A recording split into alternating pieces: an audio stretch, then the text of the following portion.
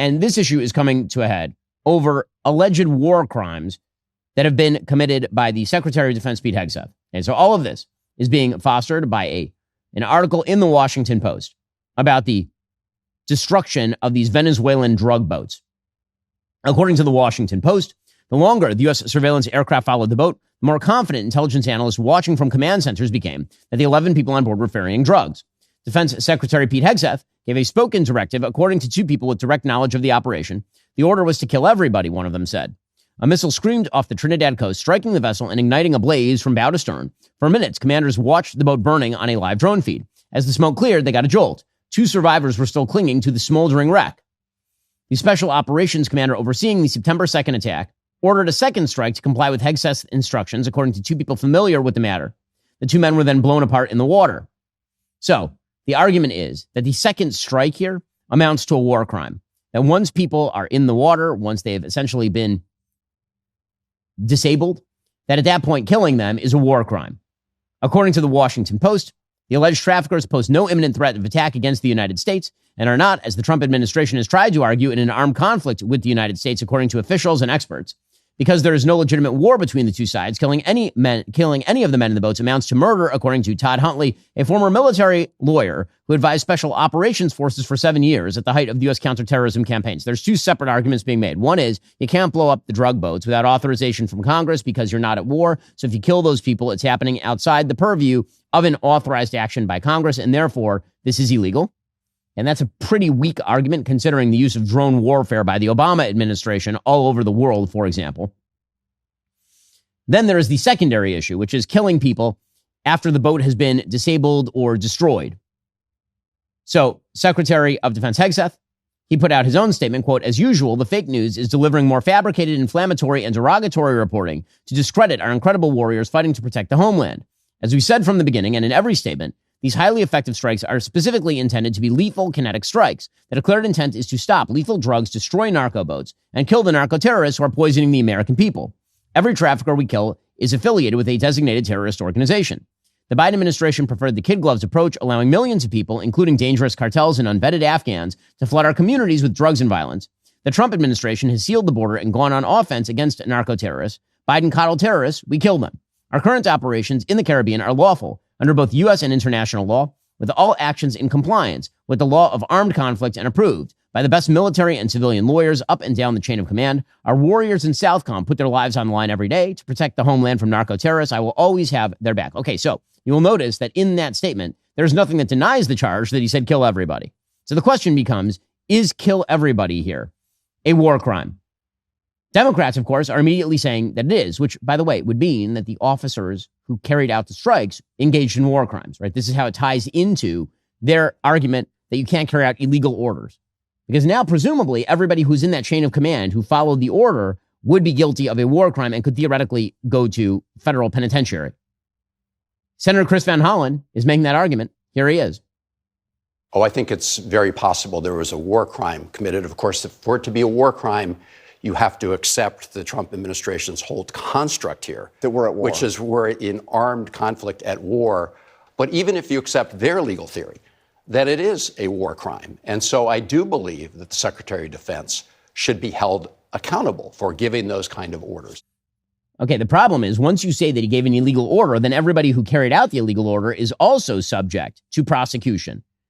And this is a left-wing attempt very often to basically hamstring any military in the performance of its duty. There's always a battle in all kinetic conflicts, always, between the legal side and the people on the ground who actually have to do the fighting, who actually have to do the thing.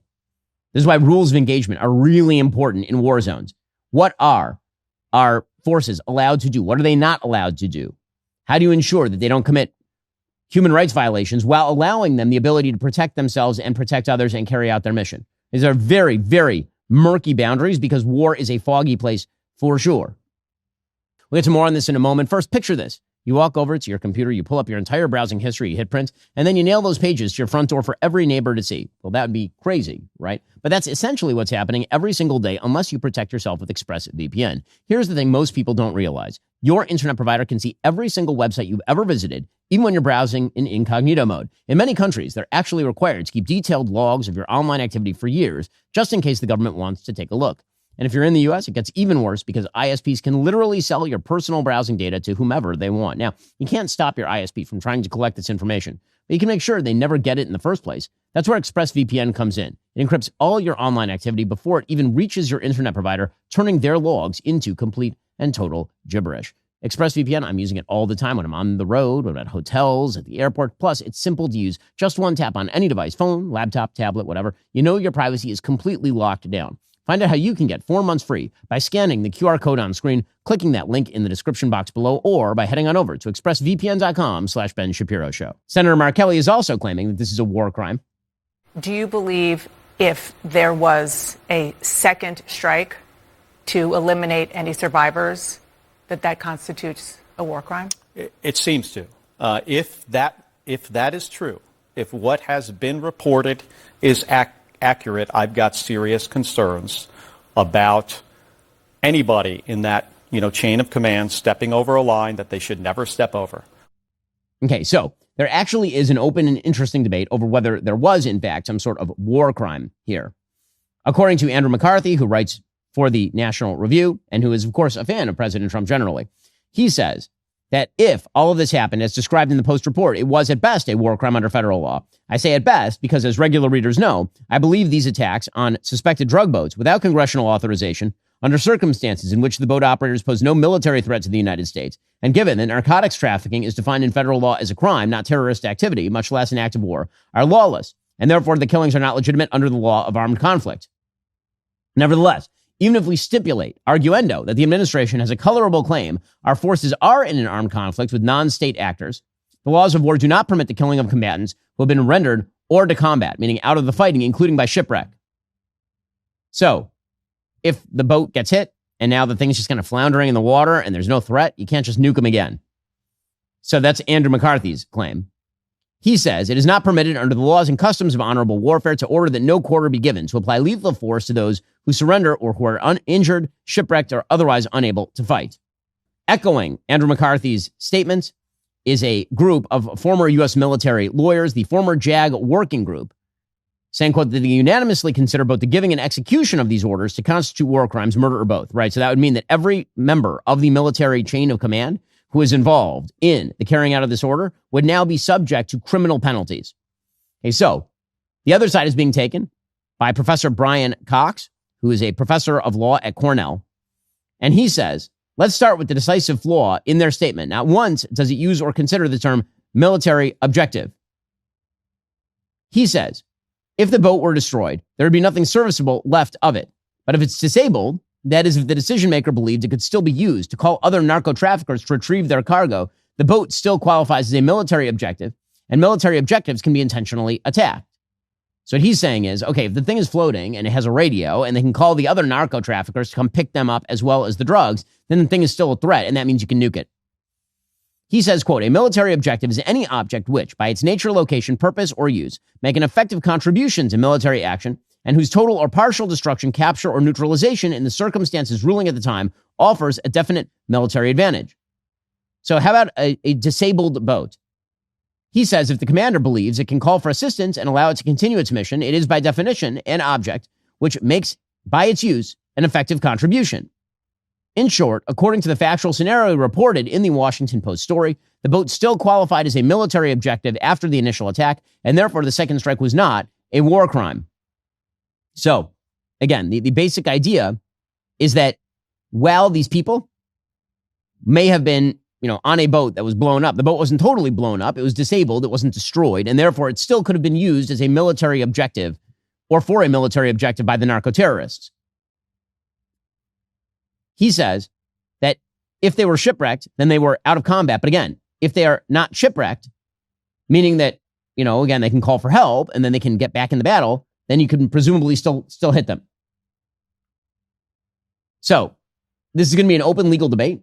And again, these debates, I don't want to pretend that these debates aren't serious or that we shouldn't be having debates over this. We certainly should. But we are now in, shall we say, dangerous territory, ideologically and legally.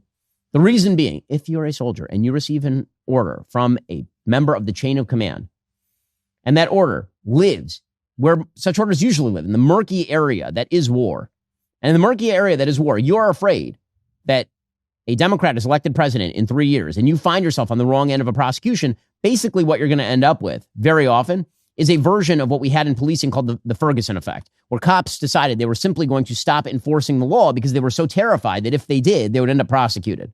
And you can't have that for a successful military. You just can't.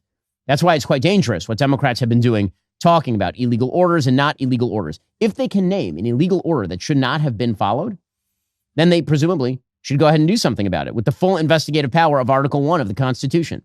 If not, then these sort of broad statements not only are not helpful, they do a disservice to members of the military who have to make the hard calls as to what to do every single day with deadly force.